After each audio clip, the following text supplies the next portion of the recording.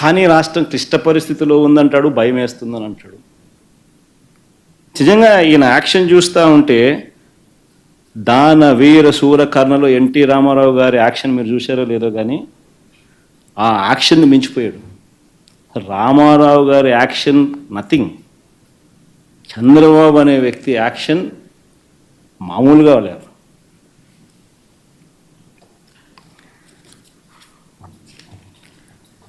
నిజంగా ఆశ్చర్యం కలిగించే విషయాలు ఇవన్నీ కూడా నేను ఏదైతే చెప్తా ఉన్నా. ఇప్పుడు తీరా రాష్ట్రానికి అప్పులు ఎంత ఉంటాయి?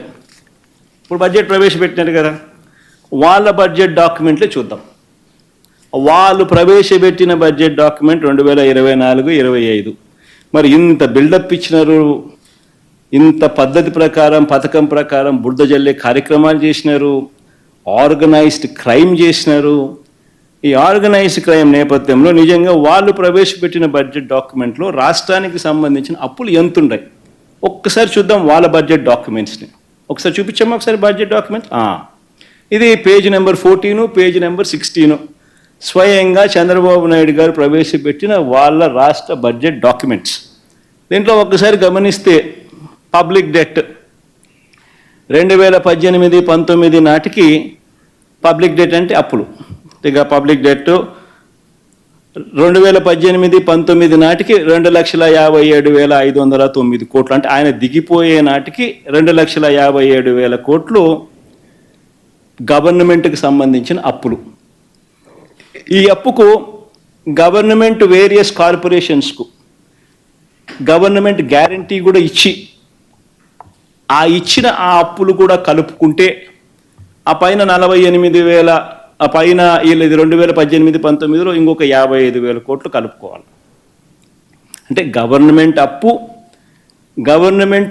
గవర్నమెంట్ కార్పొరేషన్లకు సంబంధించి గ్యారంటీ ఇచ్చిన అప్పులు, which actually becomes the det of the state government. అంటే గవర్నమెంట్ స్వయంగా తీసుకున్న అప్పులు, గవర్నమెంట్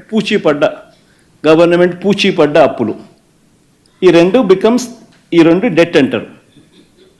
ఈ రెండు డెట్ చూస్తే చంద్రబాబు నాయుడు గారు దిగిపోయే నాటికి 2,57,000 కోట్లు ప్లస్ ఈ 55,000 కోట్లు అంటే 3,13,000 కోట్ల రూపాయలు చంద్రబాబు నాయుడు గారు దిగిపోయే నాటికి అప్పులుంటే, మా ప్రభుత్వం వచ్చేసరికి మా ప్రభుత్వం వచ్చేసరికి ఆ అప్పులు వీళ్ళు చూపించిన దాని ప్రకారమే 4,90,000. మా ప్రభుత్వం దిగిపోయే నాటికి గవర్నమెంట్ అప్పులు 4,91,774 కోట్లు ప్లస్ గవర్నమెంట్ పూచీపడ్డ అప్పులు 1,54,000 కోట్లు. అంటే రెండే కలిపితే 6,46,000 కోట్ల రూపాయలు. అంటే వాళ్ళ చంద్రబాబు నాయుడు హయాంలో 3,13,000 కోట్లు ఉన్న అప్పులు మా హయాంకి వచ్చేసరికి, మా హయాం అయిపోయేసరికి 6,46,000 కోట్లు అప్పులుగా వాళ్ళంతకు వాళ్ళే చూపించడం జరిగింది.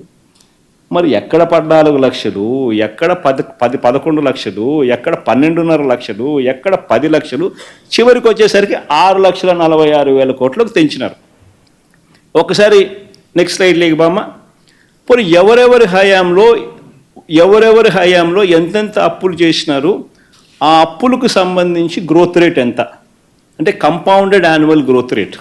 ఇది వెరీ ఇంపార్టెంట్. అంటే ఎవరి హయాంలో కూడా సగటున అప్పుల వార్షిక వృద్ధి రేటు ఎంత, కంపౌండెడ్ యాన్యువల్ గ్రోత్ రేట్ ఎంత అని చూస్తే చంద్రబాబు నాయుడు గారు అధికారంలోకి వచ్చే నాటికి 1,32,000 అప్పులు రాష్ట్ర ప్రభుత్వానికి ఉంటే, చంద్రబాబు నాయుడు గారు అధికారం దిగిపోయే నాటికి 3,13,018 కోట్లు అప్పులు. అంటే కంపౌండెడ్ యాన్యువల్ గ్రోత్ రేట్ అంటే వార్షిక అప్పుల సగటు వార్షిక వృద్ధి రేటు 19.54%. ఆయన హయాంలో ఆయన అప్పులు చేస్తే మా హయాంలో, మా 5 ఏళ్ల కాలంలో, మా హయాంలో 3,13,000 కోట్లు 6,46,000 కోట్లు అయింది. అంటే కంపౌండెడ్ యాన్యువల్ గ్రోత్ రేట్ అంటే అప్పుల సగటు వార్షిక వృద్ధి రేటు మా హయాంలో ఆయన కన్నా తక్కువ 15.61%. అంటే చంద్రబాబు నాయుడు గారి కన్నా ఏకంగా 4% తక్కువ. పోనీలేబ్బా అప్పులు అంటున్నారు కాబట్టి ఇంకా ఒక అడుగు ముందుకేద్దాం. ఇంకా ఒక అడుగు ముందుకేసి నాన్ గ్యారంటీడ్ అప్పు కూడా తీసుకుందాం. నాన్ గ్యారంటీడ్ అప్పు కూడా తీసుకుంటే పవర్ సెక్టర్కు ప్రధానంగా ఉంటాయి కాబట్టి అది కూడా తీసుకుందాం. అది కూడా తీసుకుంటే చంద్రబాబు నాయుడు గారి హయాంలో 8,638 కోట్ల రూపాయలు ఉన్న నాన్ గ్యారంటీడ్ పబ్లిక్ సెక్టర్ కార్పొరేషన్స్కి సంబంధించిన నాన్ గ్యారంటీడ్ డెట్ ఆయన హయాం ముగిసే లోపల 77,228 కోట్లకు తీసుకుపోయినాడు. డిస్కాములన్నీ పవర్ సెక్టర్ కార్పొరేషన్స్ డిస్కాములు ప్రధానంగా 77,228 కోట్లు తీసుకుపోయిన నాన్ గ్యారంటీడ్ డెట్ 54.98% పెరిగింది. మేము డిస్కాములను కాపాడడానికి public sector corporations non guaranteed liabilities అయినా కూడా దానిని తగ్గించే కార్యక్రమం మేము చేసినాం. మా హయాంలో 0.48% మైనస్. అంటే 77,000 కోట్లు ఉంటే దాన్ని 75,386 కోట్లకు తగ్గించడం పెరక్కపోగా.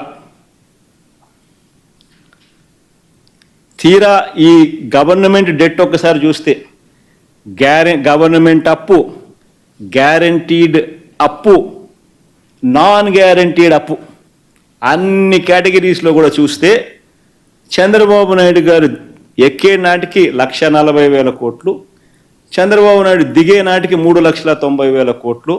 అంటే కంపౌండెడ్ యాన్యువల్ గ్రోత్ రేట్ 22.63%.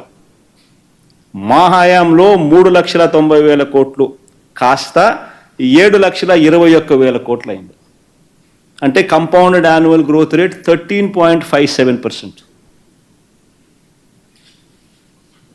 నిజంగా ఏదైనా అవార్డు ఏదైనా ఇవ్వాలనంటే వైఎస్ఆర్సీపీ ప్రభుత్వానికి పిలిచి అవార్డు ఇవ్వాలి. వాస్తవం చెప్పాలంటే ఫైనాన్సెస్ ఇంత చక్కగా నడిపినందుకు.